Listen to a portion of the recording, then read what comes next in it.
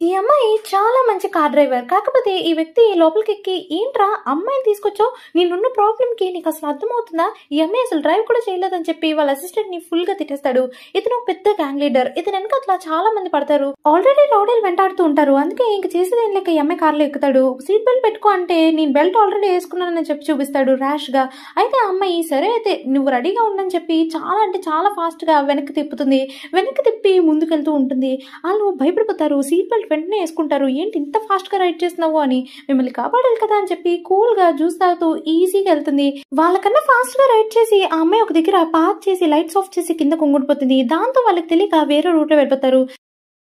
మమ్మల్ని కాపాడినందుకు చాలా థ్యాంక్స్ అని చెప్పి ఎక్స్ట్రా డబ్బులు ఇస్తాడు. అప్పుడు ఆ అమ్మాయి నాకు అవసరం లేదని చెప్పి తన విజిటింగ్ కార్డ్ ని తన జోబులో పడుతుంది. తర్వాత అక్కడి నుంచి వెళ్ళిపోతుంది. తన బాస్ వచ్చి ఒక డాడీ అలాగే ఒక సన్ ఉంటారు, వాళ్ళు కూడా ఎక్కించుకోవాలి, మనకి బుక్ చేసుకున్నారు అని చెప్తారు. అయితే ఆ అమ్మాయి కూడా సరే అని చెప్పి క్యాజువల్ గా కార్ రిపేర్ చేయించుకొని ఇష్టం వచ్చిన కార్లో వెళ్తుంది. ఆ అమ్మాయి చాలా నెంబర్ ప్లేట్స్ మార్చుతూ ఉంటుంది. అలా వాళ్ళ కోసం నైట్ అంతా వెయిట్ చేస్తుంది. కానీ వాళ్ళు ఇంతకీ రారు. చాలా టైం అవుతుంది, ఏంటి ఇంకా రాలేదు అని చెప్పి చూసేసరికి ఒక బాబు పరిగెట్టుకుంటూ వస్తాడు. ఆ అబ్బాయి వెనకట్ల ఎవరో ఫాలో అవుతూ వస్తారు. ఆ అబ్బాయి ఎంత డోర్ కొట్టినా ఈ అమ్మాయి తీయదు.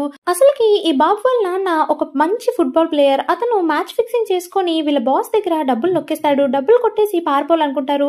అందుకని వీళ్ళ వెనకట్ల గ్యాంగ్స్టర్స్ పడుతూ ఉంటారు. ఈ అమ్మాయి సర్లే పాపం అని చెప్పి ఆ అబ్బాయిని ఎక్కించుకుంటుంది. ఎక్కించుకునే లోపు వాళ్ళు వచ్చేస్తారు. ఇంతలోపే కార్ తిప్పేసి ఆ అమ్మాయి అక్కడి నుంచి వెళ్ళిపోతుంది. వెళ్లే లోపు ఆ బాస్ అక్కడి నుంచి చూసి ఎలాగైనా సరే వాళ్ళు పట్టుకోవాలని చెప్పి ఎదురు చూస్తూ ఉంటాడు. ఇంతలోపే ఆ అమ్మాయి కార్ ఆపకుండా వెళ్ళిపోతుంది.